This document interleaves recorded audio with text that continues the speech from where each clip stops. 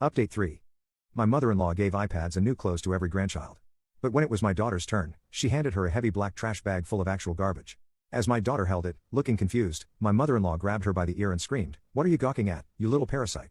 Take the trash out, that's all you're good for, anyway." As my daughter struggled to lift the bag, she kicked her hard and laughed. Perfect.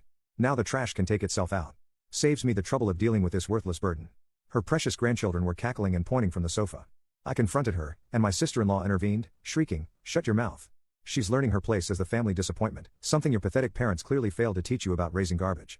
I stood there in silence and quietly recorded everything, then made one call that left them in complete ruins. But some people weren't laughing. A few commenters pointed out that the little girl looked genuinely upset and confused and that this seemed cruel rather than funny. Jessica responded to these comments by doubling down, posting follow-up videos explaining that Violet was a spoiled brat who needed to learn her place. That's when I made my move. I created my own TikTok account and posted the full unedited recording of the incident.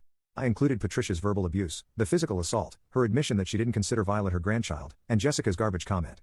I also included screenshots of Jessica's original video and her follow-up comments. My caption read, "This is what actually happened. This is my 8-year-old daughter being emotionally and physically abused by her grandmother, then mocked online by her aunt. The prank was giving her a bag of actual garbage while other grandchildren got iPads and expensive gifts. You decide if this is funny."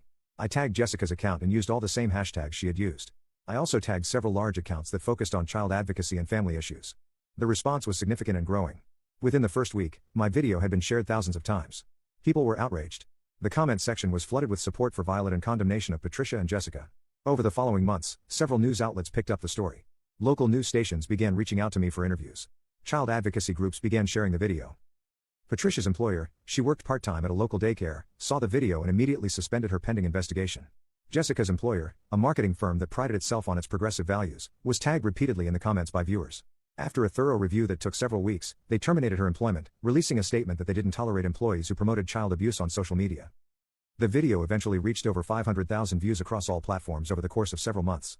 Patricia and Jessica were being recognized in public, harassed online, and facing serious professional consequences. But I wasn't done. What many people didn't realize was that I had been building a case against Patricia for years.